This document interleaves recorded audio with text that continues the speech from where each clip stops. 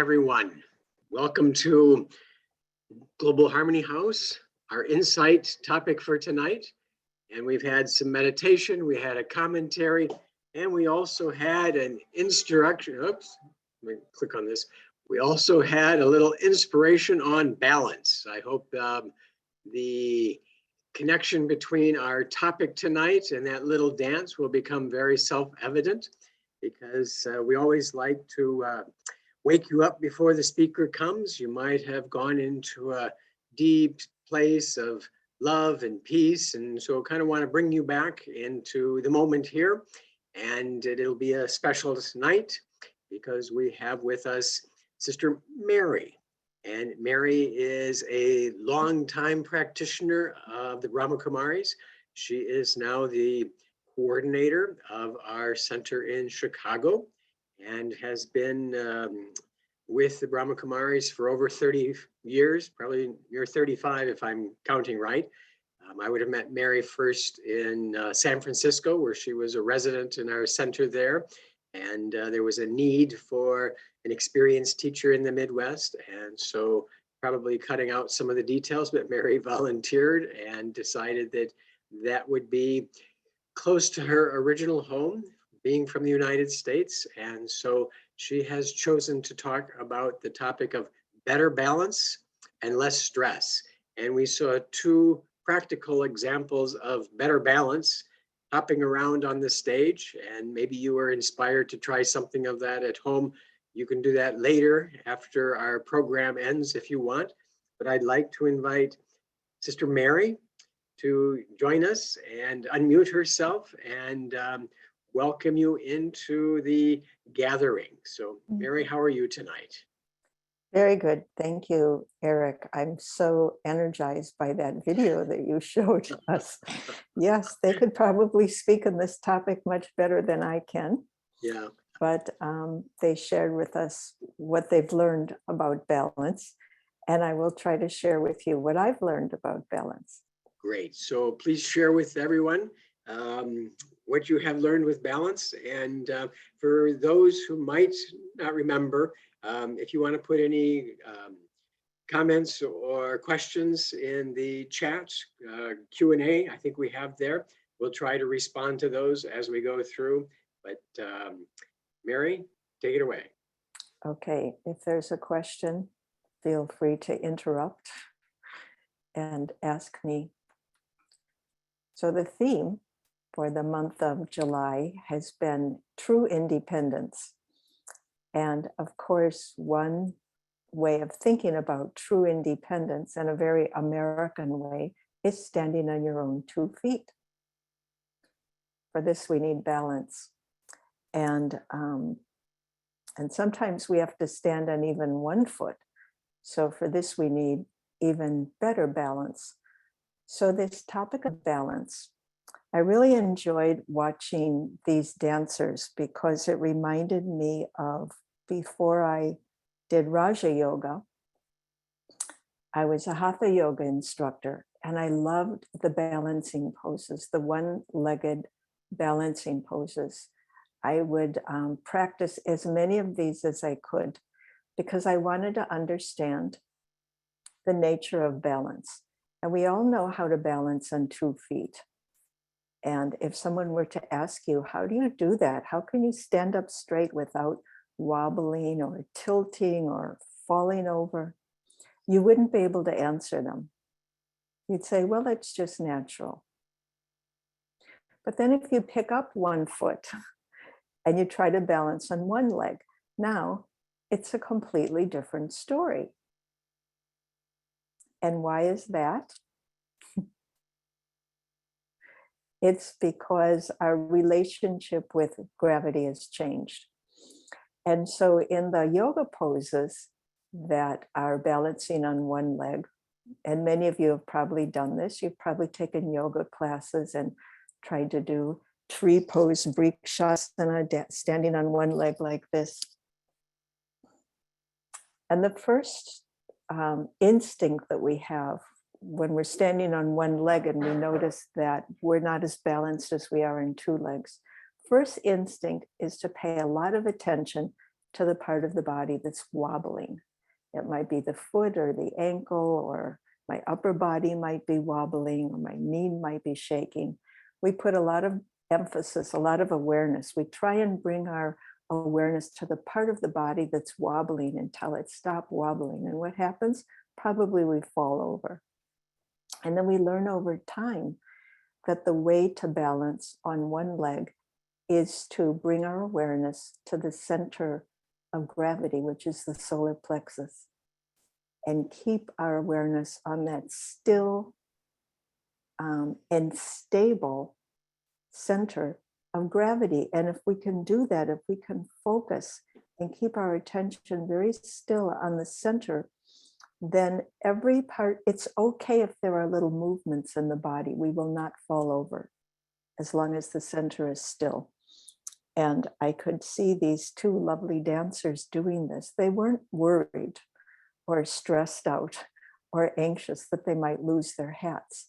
They were just focused, and they had their attention focused on the right place, and therefore they balanced. So this is what we're going to look at together tonight, is where do we focus our attention so that we can have good balance?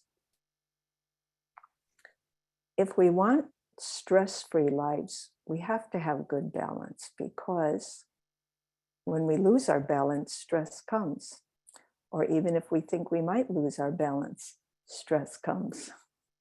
So then the question, where does balance come from? And I'm talking now about inner balance, balance within our consciousness. We looked at where balance comes from when we interact with the world of matter and gravity. But where does inner balance come from? I think it's always good to start by looking at examples from nature. So a very good example of balance from nature is an atom or the solar system. If you can visualize one or both of these, you will see that there's a center. The center might be a nucleus, the center might be a sun, but there's this fixed center or this still center. And then there are particles or planets that revolve around the center, but the center doesn't move. Center stays pretty much fixed. It might spin, but it doesn't change its place. It's fixed in place. And so there's a lot of activity in an atom, and certainly a lot of activity in the solar system. And yet there's complete balance. You won't see either one of them wobble. You won't see particles crashing into each other or planets crashing into each other. And so a very important part of balance is having a still and stable center. And so that means not being pulled too much in any direction. But the various components are all somehow being attracted by the center. And so, as I said in Hatha Yoga, if one wants to balance on one leg, you keep your attention on the center of gravity, which is the solar plexus. And you keep that part of the body still. And so in consciousness, or in the model of the atom, the balance comes when the center is an attractive force. The center has some kind of attraction that's pulling the particles. And the attraction of the center is stronger than any other attraction. So let's apply this model now to the self. Probably you're aware that in Raja Yoga, we consider the self to be a soul. We call the self soul. And we connect with the soul, we study the soul, we experience the soul, and we try to understand how the soul works. And in science, there's a lot of study of consciousness, and definitely we study that in Raja Yoga as well. We see consciousness as the active part of the soul. You could say the little consciousness is like the particles that orbit. But we also see the soul as having a very still and stable center. A center like a nucleus. And of course, you can't see anything in the soul. But the center is this innermost place where our eternal qualities reside. It's not so easy to detect like consciousness is. I can observe very easily what I'm thinking, what I'm feeling, what I'm remembering. I can be aware of my expectations, my perceptions, all of this. But this still and stable center, it takes a little bit of investigation to get there.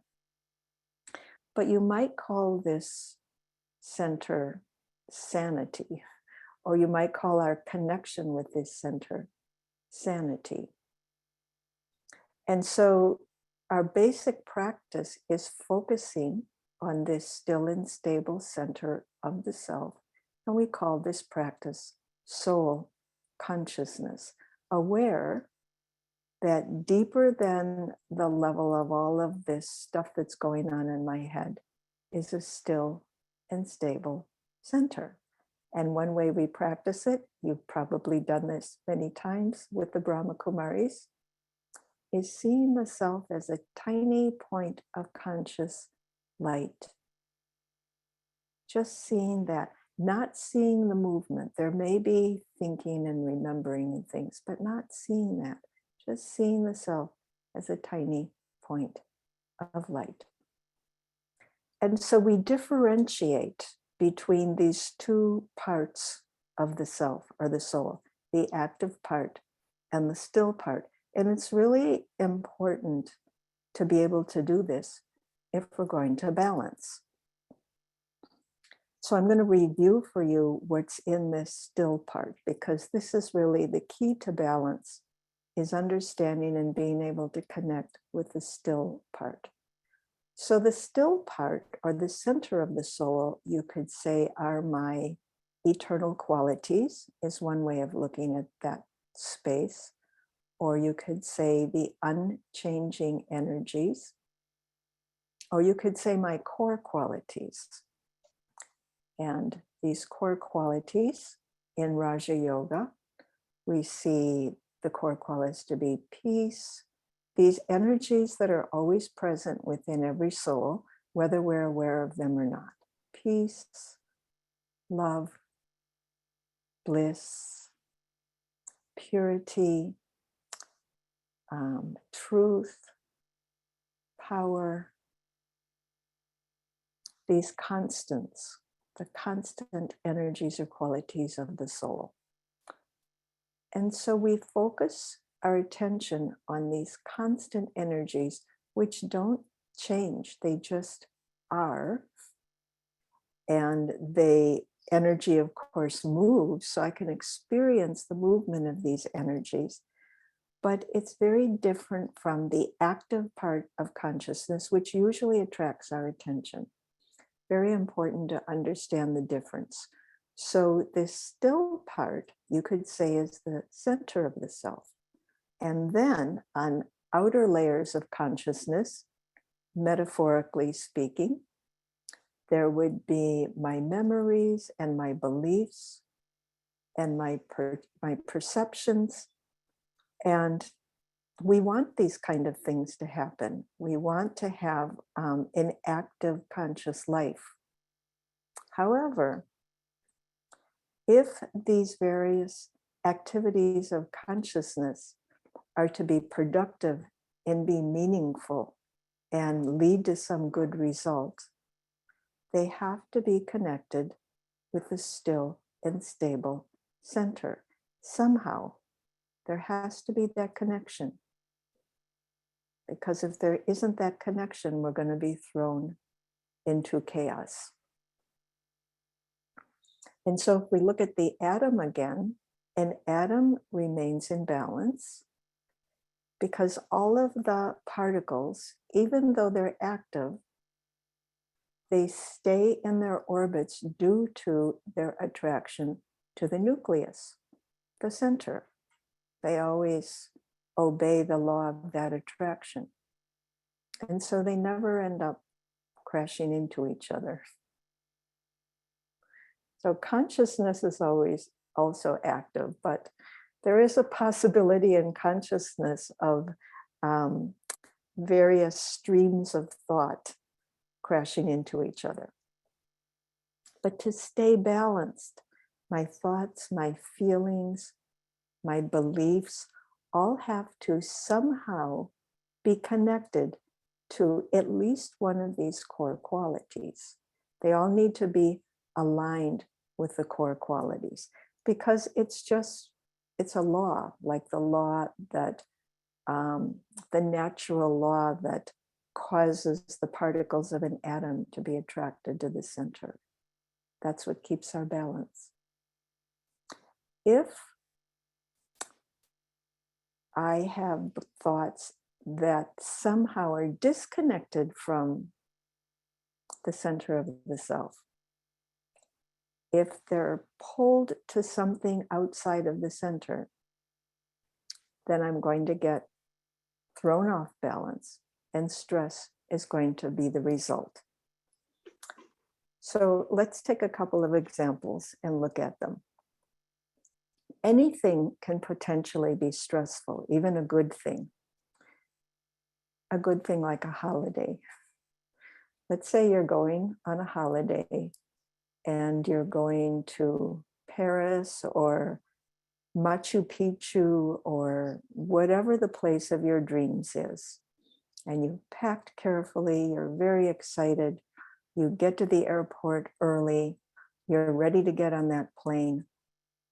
And they make an announcement that there's a mechanical difficulty and they have to resolve that mechanical difficulty before you can get on the plane.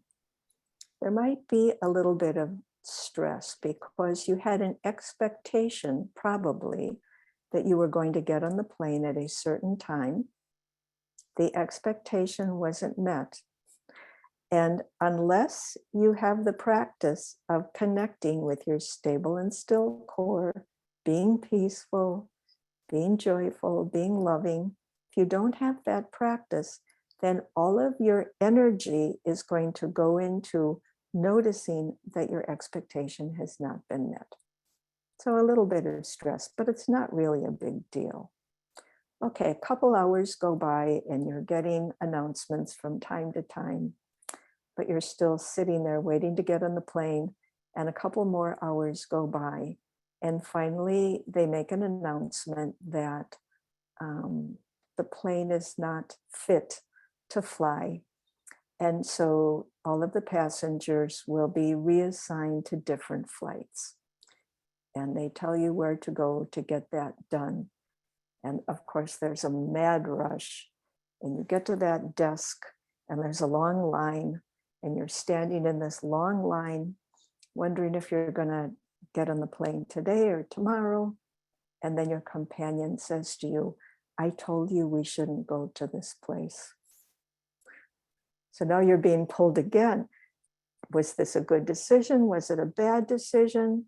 You've completely forgotten your still and quiet core. Am I going to get on a plane tonight? Am I going to get on a plane tomorrow? Pulled by all of this stuff. And you get stressed out. So this is one way we can get stressed out. But you probably are aware there's many different sources of stress. So I'm going to give you another example about a different way that we could get stressed, so we can kind of see the big picture of what to do about this stress. So now, example number 2, let's say in your job, you get a new assignment and it's a new project for the company. And it's a very exciting new direction, and you were chosen to do this. And so you want to do a good job, you know you have all the knowledge, an experience, but it's totally new. And so you feel a little bit of anxiety that maybe you won't be able to do it properly. And so now the anxiety is pulling you into memories, these that came up from the past, of times in the past where I either felt that I wasn't going to be able to do something right, or I actually couldn't be able to do something right. All of this energy is pulling me. And now, because it's pulling me, it's pulled me away from all of these resources, inner resources that I have that would contribute to doing a really good job. So part of my attention is on my resources, but part of my attention is on a possible reaction that somebody else might have. They might not like it. They might not think it's good enough. And so if I continue to entertain this anxiety that I might not do well enough, then the connection with all of my archives of good, useful information, that connection gets weak, and the quality of my performance goes down. So, two possible ways that we can lose our balance. But what's the root? What's the root cause of losing my balance, of getting my attention pulled to something that makes me internally wobble? And I think if someone or something pulls my attention, definitely I'm going to wobble. If something pulls me away from my inner place of stability, and if many people pull me, if it's very easy for me to get pulled away, desires, responsibilities, complaints, expectations, all of these different forms of wanting make me wobble. Any kind of wanting is going to make me wobble. Even wanting to do a good job. If I want too much to do a good job, that's going to generate anxiety that maybe I cannot. So this is a real key to instability, is wanting. Now you might say, well, if we don't want anything, why would we do anything in life? We can do things because they're the right thing to do, because they're good things to do, because they're beneficial, because we can do them. There are many reasons other than wanting that we can do things, but to the extent that wanting gets pulled into my consciousness, that's going to make me wobble. So what do we do? Because wanting is a habit, right? Wanting is, people feel wanting is like motivated, to be motivated. We have to be motivated, and we have to be motivated to do more and more and more. So consciousness, we have to remember, consciousness can be very active, but the core of the soul is still. So let my attention be drawn towards that still and silent center. From time to time, as often as needed, let my attention be drawn towards that still and silent center. And then from that innermost place, from that quiet place, then start thinking and planning and imagining. And if there's some complaints or some grumbles or some expectations, just look at them and see if they're really helping. And if they're not helping, let go of them. So we don't get pulled into the outer layers. Now, another important way to stay balanced is also, if I feel I'm being pulled, if I'm remembering something that somebody said or did that I didn't like, or I'm remembering something I did in the past that didn't work out properly, or I'm feeling really grouchy about something, or I'm jealous, or feeling insecure, anything like that, we have to understand why we're getting pulled. it's simply some form of wanting. And wanting pulls my attention away from the center. If I want things to happen in a certain way, or I want people to be a certain way, or I want certain achievements, too much wanting is going to pull my attention away from my core. And then it will pull my attention into the various means of material attainments, the ways that I can get what I want. And this is a big web, all of the possible ways that I could get what I want. I lose my balance in this web. Is this the right way? Is this the best way? Will this succeed? Will somebody like this? So I lose my balance. And I don't have the support of my inner resources. We'll talk about those inner resources in a moment. I don't have the support of my inner resources. And I'm trying to control a world that I can't control. And so what happens? I feel the possibility of failure. This makes me unsteady, wanting and possibly not getting what I want. So as I said, the remedy is to go back to the center of the self, the core qualities, and stay there for a few moments. This is how we regain our balance.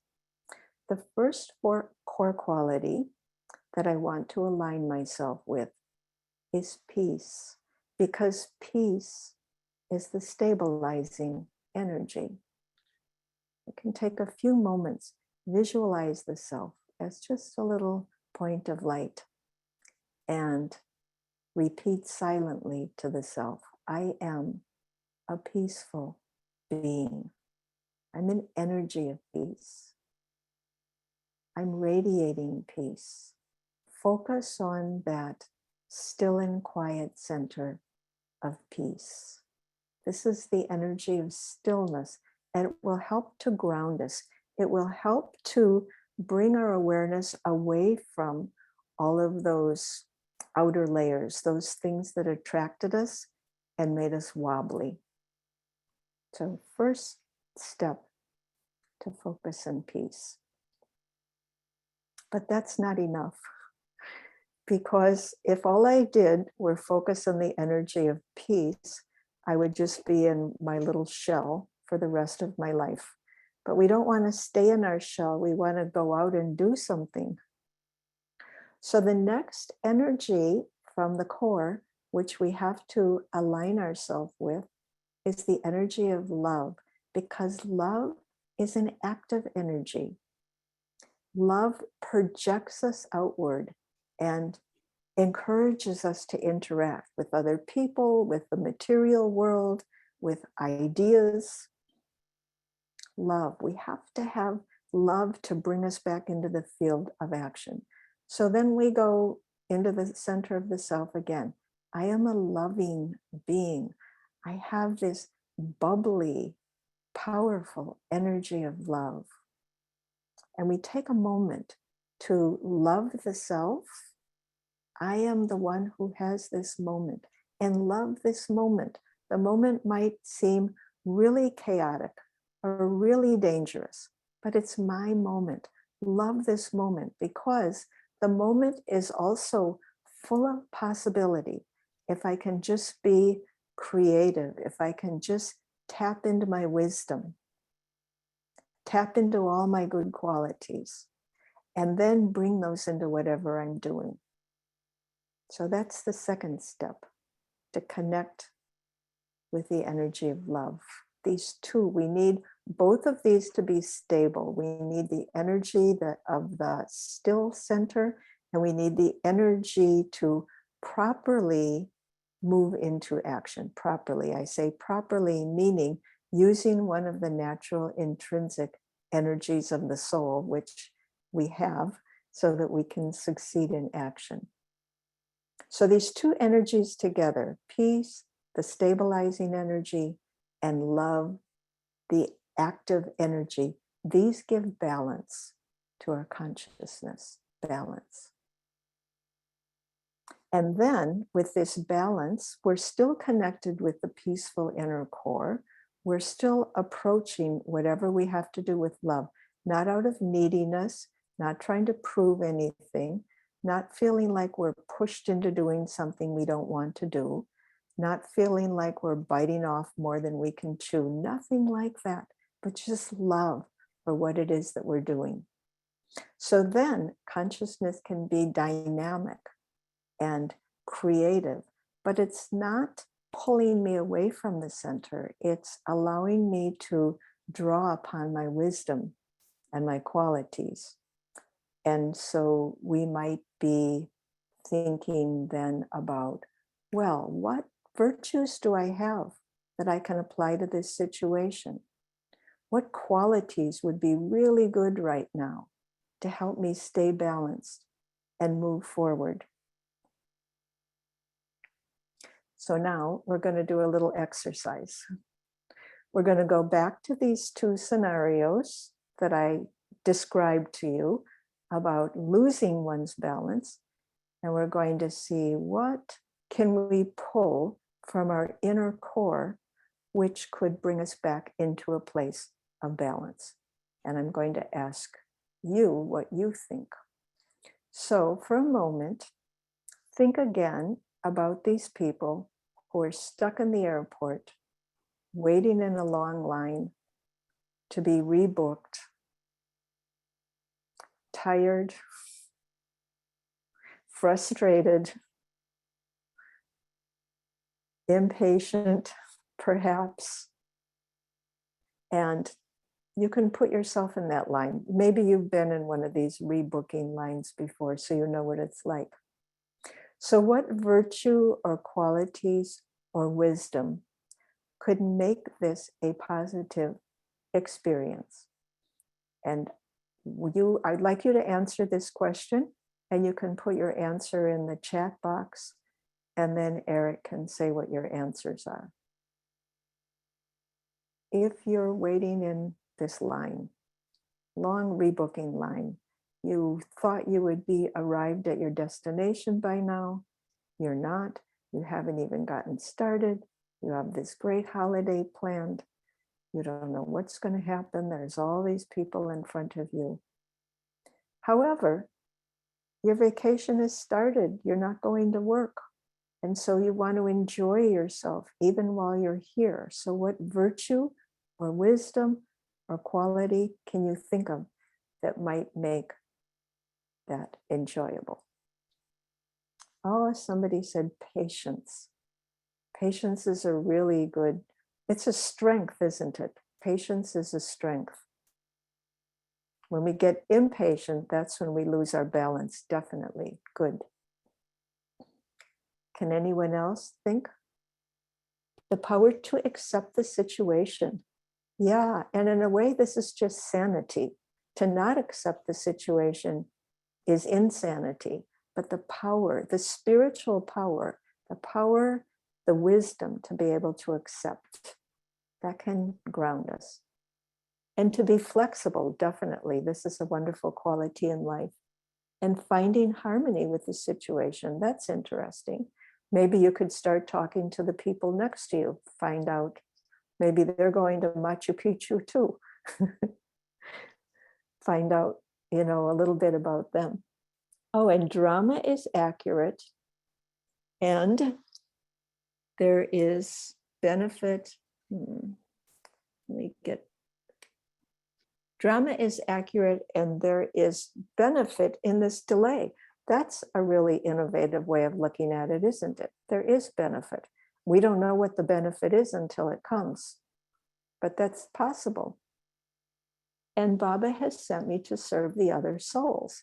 This is also a really good approach to take because, psychologists tell us that the greatest happiness in life comes from helping other people. And so if I can understand other people are frustrated and help them. Let's see what else. Understanding that I don't have control over the situation. Yeah, that's a good one. We can demand and get on the phone and to stay in Baba's remembrance. That's always a really good one, and we're going to talk about that one a little further. Laugh and joke about the situation. That's probably the best, and especially if you can get other people in the line laughing and joking. Meditate or do some qigong or exercise. Yeah, you could try balancing on one leg and get everybody else in the line to try and do the same thing. Good. You're a very resourceful group. The soul is timeless. I kept in mind when delayed for 12 hours. Yeah, the soul is timeless. Time is only something that we experience in the material world, but we can shift consciousness and experience timelessness. Good. Very good. Okay, so now that I know you're all experts, we're going to move on to the second situation and see what we can do about this one. So put yourself in the shoes of this person who just got a really good opportunity at work, but is now feeling a little bit insecure. Maybe I can't really do it. Maybe they picked the wrong person. I'm not really sure. And what qualities or virtues or wisdom could be the stepping stones to make you connect with all of the resources you have to do a good job?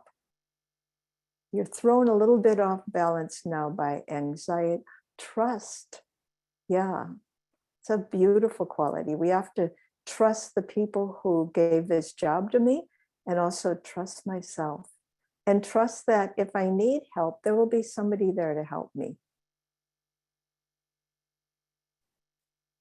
What other qualities? When I feel this way, it reminds me that my survival instincts are kicking into gear. Your survival instincts, and we're not being attacked by a saber-toothed tiger, right? So we can relax those survival instincts. And confidence. Yeah, so we can get confidence by recalling times in the past where I wasn't sure if I could do a good job, but it ended up I could. I was resourceful and I did. So definitely confidence. Let's see what else comes up.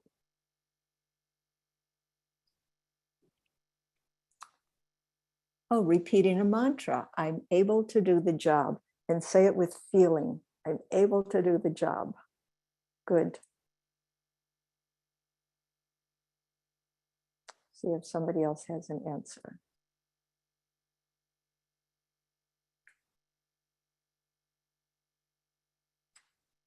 Okay, well, those are all very good answers. Thank you. So we're going to kind of summarize all of these answers into some daily practices that can help us, that can kick in instantly. Baba is with me, and he is Karan Karavan Har, which means God will always help. If I am doing the right thing, if I'm doing something that's positive or beneficial, God will always help. Good. So some kind of basic practices that help us stay balanced. First, the best thing is not lose my balance, but then we also want strategies in case I do. So we want to be able to get out of this world of dualities, polarities. People talk so much about things being polarized. We want to be able to get above this. And so if we can every day have the practice of, as souls, as eternal spiritual beings of light, putting myself in a dimension of light and putting myself in the presence of the Supreme Soul, the one who never, ever, ever loses balance, the one who is perfectly loving, perfectly peaceful, perfectly blissful, and always generating that core energy of the soul. There's no wanting in this being. So there's nothing that could ever throw this being off balance. So if we can have a practice, and we'll practice this together a little bit, every day of going to this dimension where there are no polarities. There's just light and peace and bliss and silence. And being in the company of this being who's completely balanced all the time, this fills us with the energy of the core of the soul. It fills us with that energy. It recharges the core of the soul so that we're more naturally connected with that. And then balance is easy in the presence of a being who's perfectly balanced. We get an experience of a very nice high level of balance. And then another practice, which I mentioned earlier, to throughout the day, repeatedly, maybe every hour, every 2 hours, pause and remind myself, I'm a peaceful soul with a still and positive core of spiritual energy. Something like that. Somebody said repeat a mantra. You could call it an affirmation. You could call it coaching myself. Something like that. Use something that you can tell yourself that leads you into the experience of your inner core of stillness. And then visualize it. Visualize yourself as this tiny being of spiritual energy. Okay, is that okay? Can we practice this together now? Eric, is that part of the program? Can we practice? That would be great. If you would like to offer practice and guide a little into the balance of peace and love, and however you might want to, it would be a wonderful experience for all of us. Okay, so we've been sitting for a while. I'm not going to ask Eric to show that wonderful video again to wake you up, but we can see that video on the screen of our mind and see ourselves as dancers. Each one of us, the soul, is a dancer. We're doing the dance of consciousness.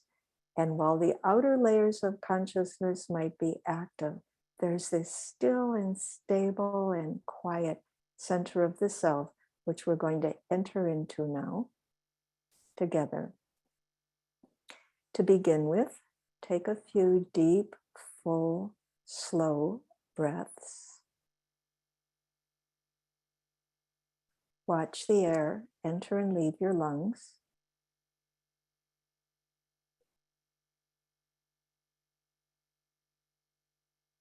Notice how quiet and gentle the breathing is.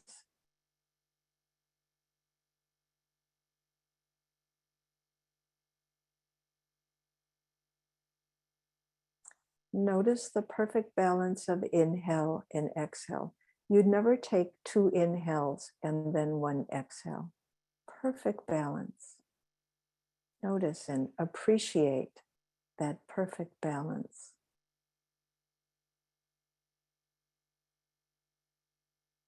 Things in nature are balanced. And we souls are part of the spiritual nature. So we too have a natural balance, like the breathing.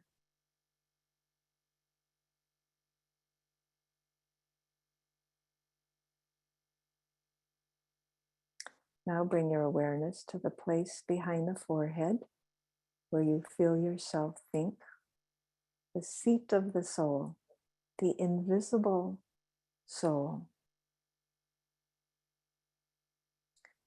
Someone said their balancing statement to the self, I'm an eternal being. The soul is timeless. That was the word that was used. The soul is timeless. Step into that timeless space of the soul and see yourself as still, radiant, spiritual light.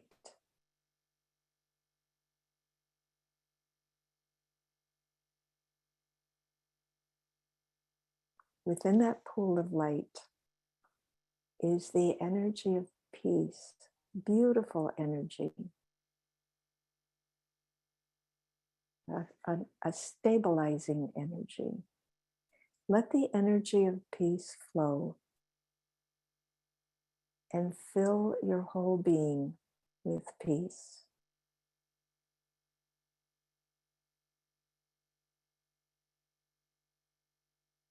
You might notice that even your brain becomes peaceful.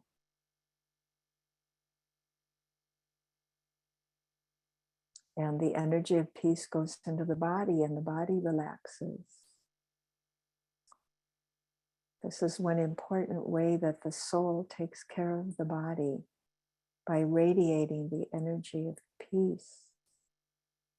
It makes us feel grounded, aware, present, in the moment. Peace, such a wonderful energy of the self. Let it flow. There might be thoughts, and that's fine, but focus your awareness on the energy of peace flowing, filling your whole being. Enjoy what it feels like to be peaceful.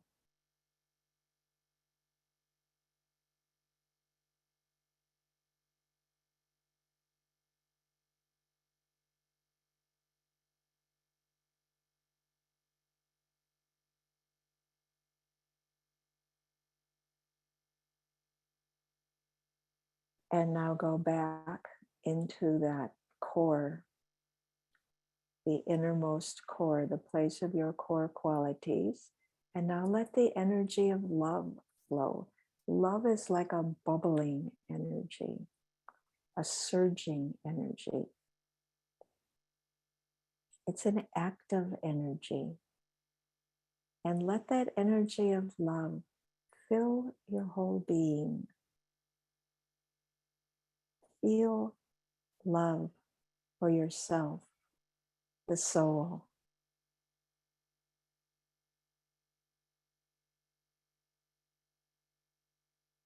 And feel love for this present moment, which you have chosen to use to understand yourself better and make your life work better. Love this moment. You might have an amazing insight in this moment or the next moment or the next moment. Love this moment. Love this life that you have with all of the opportunities for learning, for growing, for connecting with others.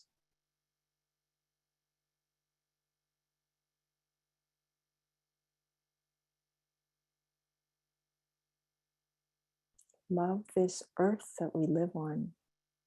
We take so much of the earth. Give back, give love to this earth, which sustains us in the beauty and the lushness of summertime. Love the earth, love nature, the planet that sustains us and makes life possible.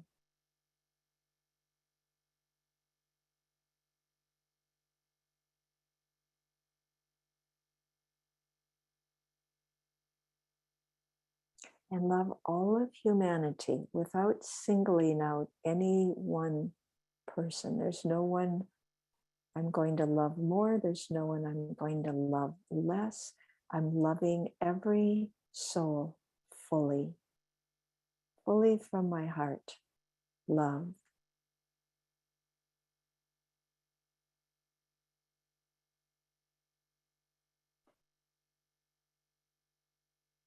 And fill the space around you with love.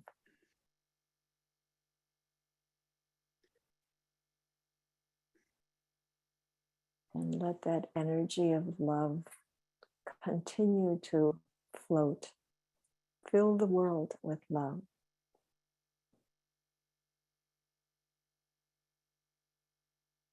And now, from this experience of being full of love,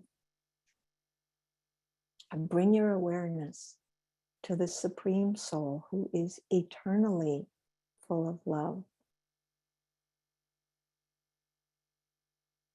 see yourself once again in that dimension of light.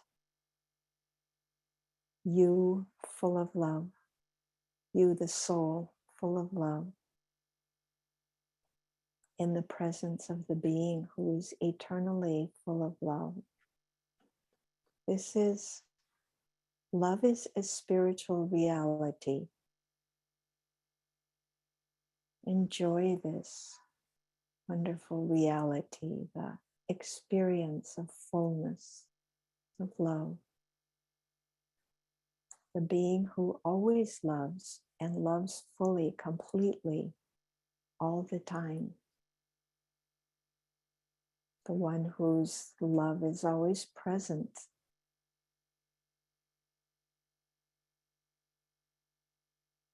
The one I can love fully, I can trust fully.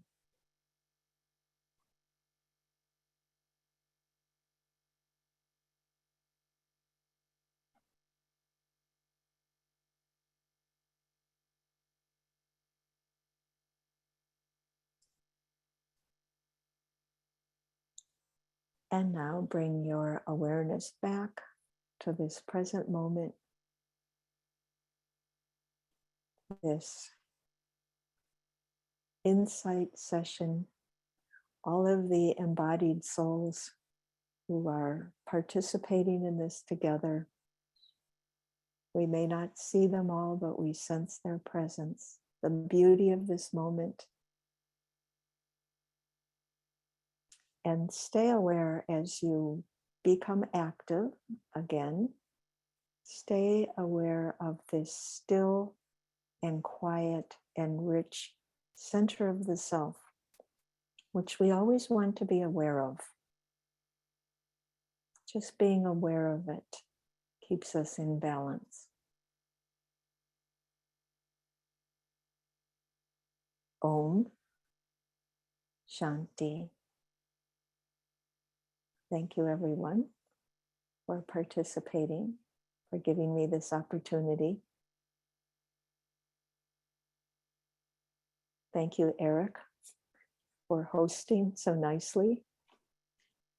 And thank you very much, Sister Mary, for sharing with us about the balance and expectations and where our solar plexus is, a variety of things that we'll be able to apply and use.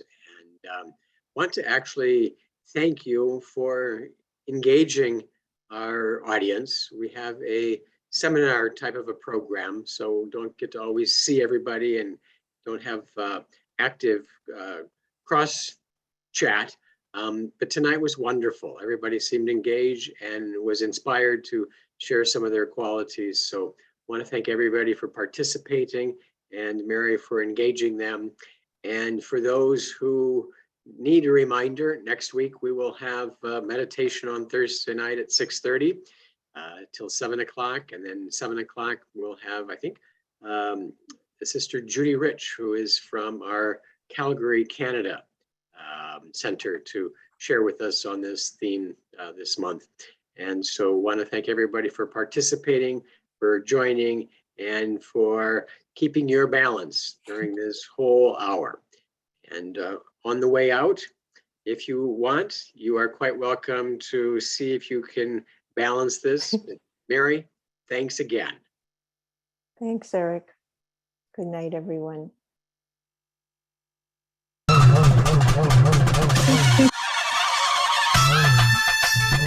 Keep up your balance. Peace and love, everyone. Om Shanti.